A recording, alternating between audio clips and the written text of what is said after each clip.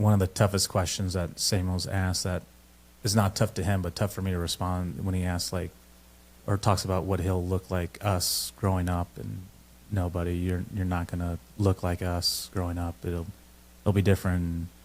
Our other son says the same thing too, but we know what his birth parents look like, so we know what he will most likely look like. But Samuel, we have no idea. That would be tough to answer. Mm-hmm.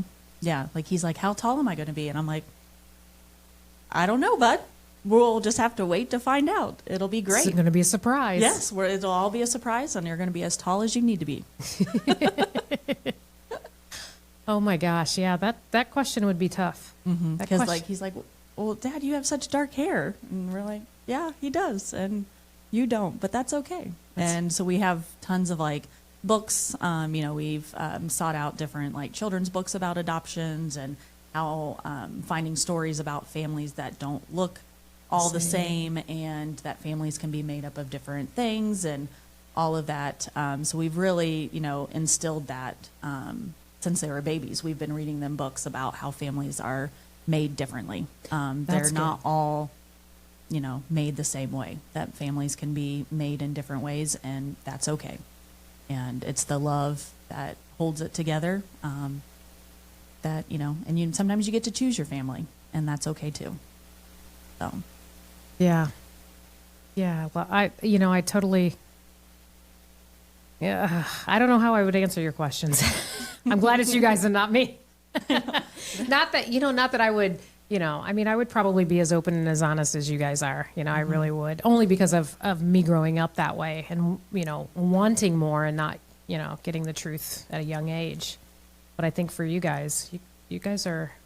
I think he's going to grow up and respect you more, because you guys were so open and honest, with him, and he's such a good kid. I mean, he's rambunctious, because when you guys were here the last time, he was running through this place. So was all of them. Yes, I mean, it wasn't just Samuel, it was all of them. And you know what? That's okay with us. It's kind of like we go to blessings and kids are running all over. We don't care. Yeah. We just don't care. Yeah. It's like, that's he's why the we're one here. that's interrupting your interview by getting the that's the okay. firefighters to run the sirens. That's okay though. But that's reality. That's raw and that's real. That's what we're all about. Yeah. We're not trying to be anybody that we're not, and for him, I seen this thing on, actually it was on TikTok today, and I posted it on Facebook, but it was an AI generated kid this was like probably a 6-month-old baby sitting in a fire outfit, bunker gear stuff. And the interview guy had a mic in his hand, and he says, "How did you become a firefighter?"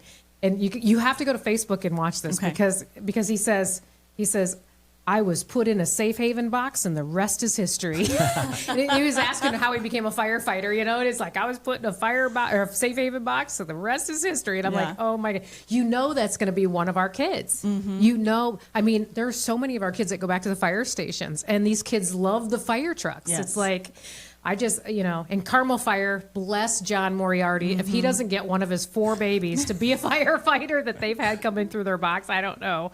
Because he's like, he has a good relationship with all of them, and it's just amazing to see, the relationships between the fire guys and the adoptive parents and the kids. It's just incredible, literally incredible.